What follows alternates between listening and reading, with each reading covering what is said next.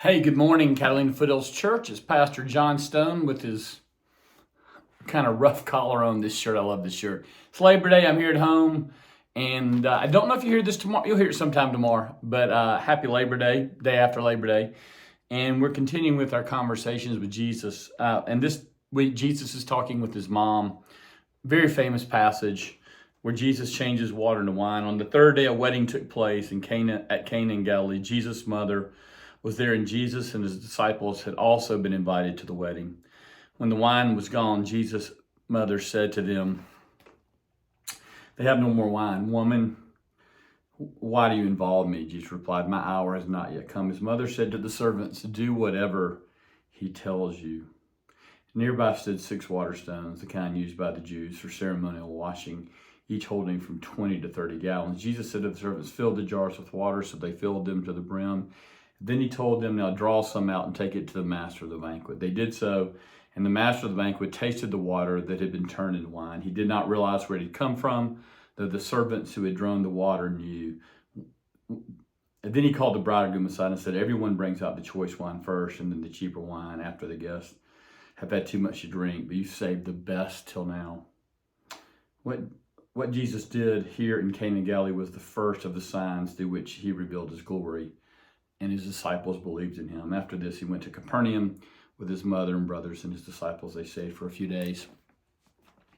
So this is an interesting conversation with his mom, right? They're at a wedding, and we're told quite clearly that he's traveling with his mom, with his biological brothers, and with his disciples. And they've come to this wedding, and they run out of wine. Weddings in those days were not normally events that lasted a day, but could last 2, 3, 4 days, even sometimes a week. And you were expected as part of the wedding ceremony to feed the guests the entire time. And obviously, like can happen with us, people can drink too much, and now they have run out of wine.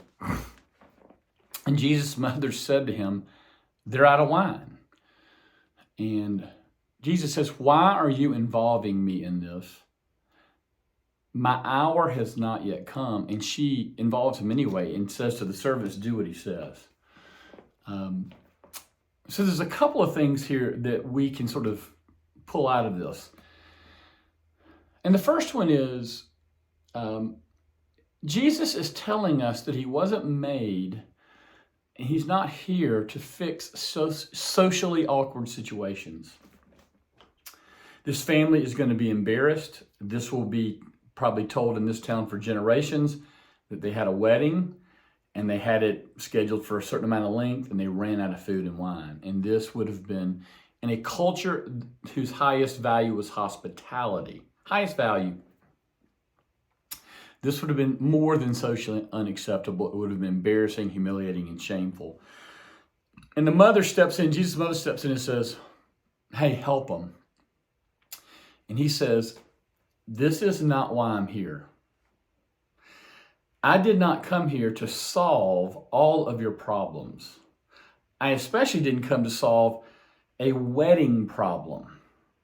And it's interesting that this is not his first miracle. This is the first miracle we're told by John, where the disciples put their trust in him, right?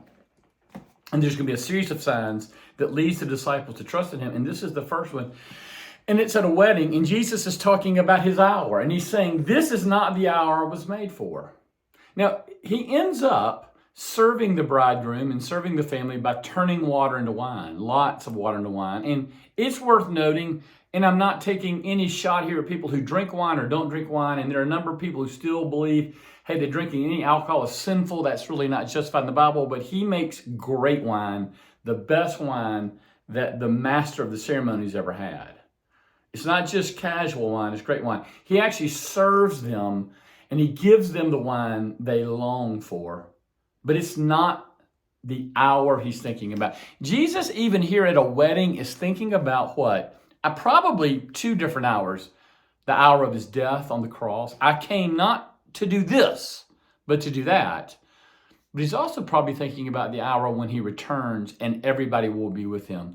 Jesus will return once, and he will call all Christians to himself. He will separate the sheep from the goats. And Jesus is longing to redeem his people, to buy back his bride like Hosea. and he's longing to be with his bride. He didn't come for this small thing. He came for this massive thing, the salvation of his people. Jesus, in this moment, in this conversation with his mom, is thinking about his love for you, his love for the church, and his love for the bride, the historic church throughout the ages that he can't wait to be with. So look forward to preaching on this Sunday. Hope you had a great Labor Day, and we'll see you soon.